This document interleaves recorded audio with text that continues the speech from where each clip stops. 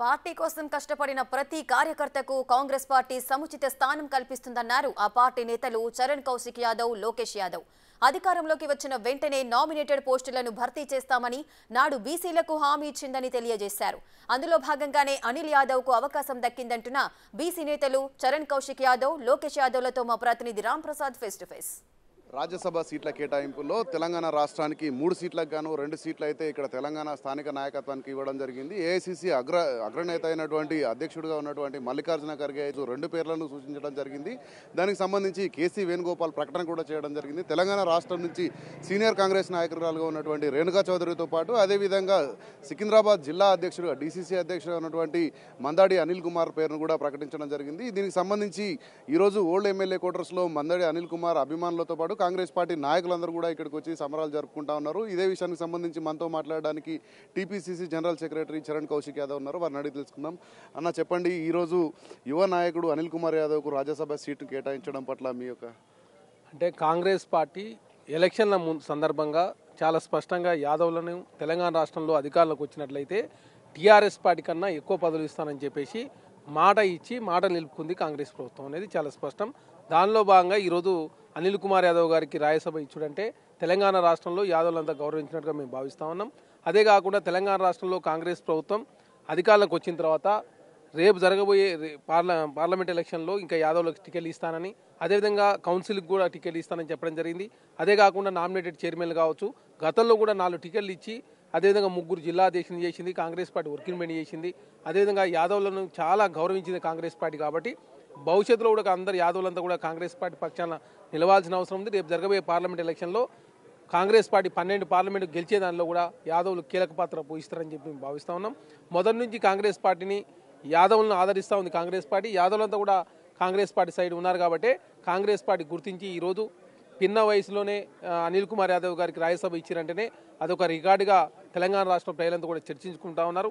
ఎందుకంటే తెలంగాణ రాష్ట్రంలో యాదవ్ క్యాస్ట్ అంతా కూడా 18% పాపులేషన్ ఉంది కాబట్టి ఈ వర్గాలు ఎటు సైడ్ ఉంటే అటు సైడ్ అధికారంలోకి వచ్చే అవకాశం ఉంది. కాబట్టి మొన్న జరిగినటువంటి అసెంబ్లీ ఎలక్షన్లో యాదవ్లంతా కాంగ్రెస్ పార్టీ పక్షాన్ని నిలబడ్డారు. కాబట్టి అది గుర్తించినటువంటి కాంగ్రెస్ పార్టీ అధ్యక్షులు సీఎం రేవంత్ రెడ్డి గారు, అదేవిధంగా డిప్యూటీ సీఎం పట్టి విక్రమార్క గారు, అదేవిధంగా తెలంగాణ రాష్ట్రంలో మంత్రులంతా కూడా కాంగ్రెస్ పార్టీ సైడ్ యాదవ్లు నిలబడ్డారు. కాబట్టి యాదవ్లకు రాజ్యసభ ఇవ్వాలని చెప్పేసి కాంగ్రెస్ పార్టీ గ్రహించి ఈరోజు యాదవ్లు రాజ్యసభ ఇవ్వడం జరిగింది.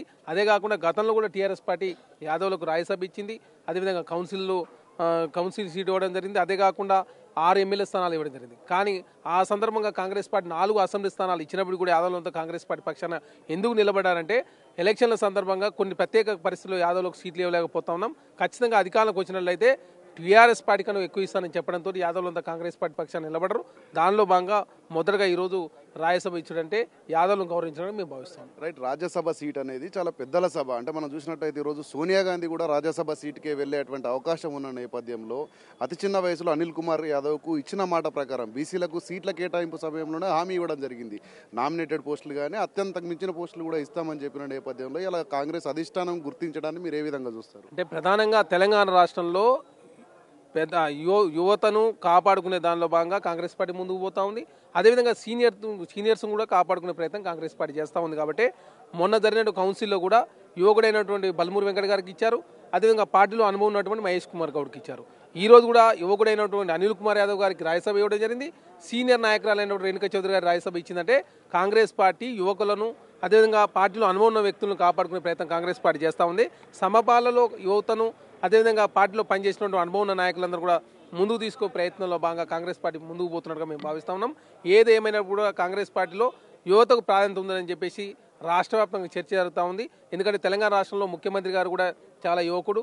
అదే కాకుండా తెలంగాణ రాష్ట్రంలో ఏ పోస్ట్ ఇచ్చినా కూడా యువకులు సముచిత గౌరవిస్తుంది. కాబట్టి యువతంతా కూడా కాంగ్రెస్ పార్టీ పక్షాన నిలబడరు. అదేవిధంగా కాంగ్రెస్ పార్టీలో కూడా సోషల్ జస్టిస్ ఉండే విధంగా ఏ పదవి నియమించినా కూడా ఖచ్చితంగా ఎస్సీ ఎస్టీ బీసీ మహిళలు మైనార్టీలు ఉండే విధంగా కాంగ్రెస్ పార్టీ నిర్ణయం తీసుకుంటుంది. కాబట్టి తెలంగాణ రాష్ట్రంలో ఖచ్చితంగా కాంగ్రెస్ పార్టీ ఇంకా 10 సంవత్సరాల కాలం పాటు అధికారంలో ఉండే అవకాశం చాలా స్పష్టంగా కనపడుతుంది. కాబట్టి కాంగ్రెస్ పార్టీ అన్ని వర్గాలను కాపాడుకునే ప్రయత్నం చేస్తుందని చాలా స్పష్టంగా కనపడతా ఉంది. రైట్, అదేవిధంగా మనం చూసినట్లయితే ఈ రోజు ఈ కేటాయింపు ఏదైతే ఉందో రాజ్యసభ అభ్యర్థిగా అయితే అనిల్ కుమార్ యాదవ్ను ఎంపిక చేయడం పట్ల మనతో మాట్లాడడానికి టీపీసీసీ అధికార ప్రతినిధి లోకేష్ యాదవ్ కూడా ఉన్నారు. మరిన్ని వివరాలు అడుగుతాం. ఈరోజు బీసీలను పెద్దపేట చేసే విధంగా యంగ్స్టర్స్ని పిక్ చేయాలని ఒక భాగంగా మొన్న ఇచ్చిన బల్మూరి వెంకట ఒక యువకుడిని ఎన్ఎస్సీలో పనిచేస్తున్నటువంటి ఎన్ఎస్సీ అధ్యక్షుని, అదేవిధంగా గతంలో యూత్ కాంగ్రెస్ అధ్యక్షులు పనిచేసినటువంటి ఈరోజు అనిల్ కుమార్ యాదవ్ గారికి ఇవ్వటం, అదేవిధంగా ఎమ్మెల్సీ చూసుకుంటే ఎన్ఎస్వి అధ్యక్షుడిగా, అదేవిధంగా వర్కింగ్ ప్రెసిడెంట్గా ఉన్నటువంటి మహేష్ కుమార్ గౌడ్ గారికి, అది ఈరోజు రేణుకా చౌదరి గారికి. ఈ విధంగా అనుభవం, యువత సమపాలలో ఇద్దరిని రంగరించుకుంటూ ఈ రాష్ట్ర అభివృద్ధి కోసం, పార్టీ పటిష్టమైన నిర్మాణం కోసం యంగ్స్టర్స్తో పాటుగా అనుభవం, ఈ విధంగా జిల్లాల ప్రామాణిక తీసుకొని, కులాల ప్రామాణిక తీసుకొని, బీసీలను అన్ని వర్గాలను కూడా ప్రామాణిక తీసుకొని ఈరోజు ముందుకు పోతున్న క్రమంలో యాదవ్ సమాజం, బీసీలు మొత్తం కూడా చాలా సంతోషం వ్యక్తం చేస్తున్నారు. ఖచ్చితంగా రాబోయే పార్లమెంట్ ఎన్నికల్లో 17కి దాదాపు 16 స్థానాలు గెలిచే విధంగా ఈ ప్రజలందరూ కూడా మనం పట్టం కడతాం. ఎందుకంటే రాష్ట్రంలో ఎప్పుడు జరగని విధంగా రైట్, మనం చూసినట్లయితే ముఖ్యంగా అనిల్ కుమార్ యాదవ్ అతి చిన్న వయస్కుడైన నేపథ్యంలో ఖచ్చితంగా యాదవ సామాజిక వర్గం, బీసీ సామాజిక వర్గం కావడంతో గతంలో ఎమ్మెల్యే ఎన్నికలకు సంబంధించి టికెట్ల కేటాయింపులో బీసీలకు ఏదైతే తక్కువ సీట్లు కేటాయించారు, అనంతరం నామినేటెడ్ పోస్టులలో అయితే వాళ్లకు అవకాశాలు కల్పిస్తామని కాంగ్రెస్ పార్టీ ఇచ్చిన హామీలో భాగంగా అయితే ఖచ్చితంగా అదేవిధంగా బీసీలకు అయితే అవకాశం కల్పిస్తూ ఈరోజు రాజ్యసభకి సీటు కేటాయించారని చెప్పేసి, అదేవిధంగా రానున్న రోజుల్లో బీసీలందరూ కూడా రానున్న పార్లమెంట్ ఎన్నికల్లో పూర్తి స్థాయిలో కాంగ్రెస్ పార్టీకి సపోర్ట్ చేసి 17 సీట్లకు గాను 16 సీట్లలో విజయం సాధించే విధంగా రాష్ట్ర వ్యాప్తంగా బీసీలందరూ కూడా ఏకమై కాంగ్రెస్ పార్టీ అభివృద్ధికి, అదేవిధంగా రాహుల్ గాంధీని ప్రధానమంత్రి చేసేందుకైతే తోడ్పాటు అందిస్తారని చెప్పేసి అయితే మనతో బీసీ నాయకులు అంటా ఉన్నారు. కెమెరామెన్ సంజుతో రాంప్రసాద్, బిగ్ టీవీ, హైదరాబాద్.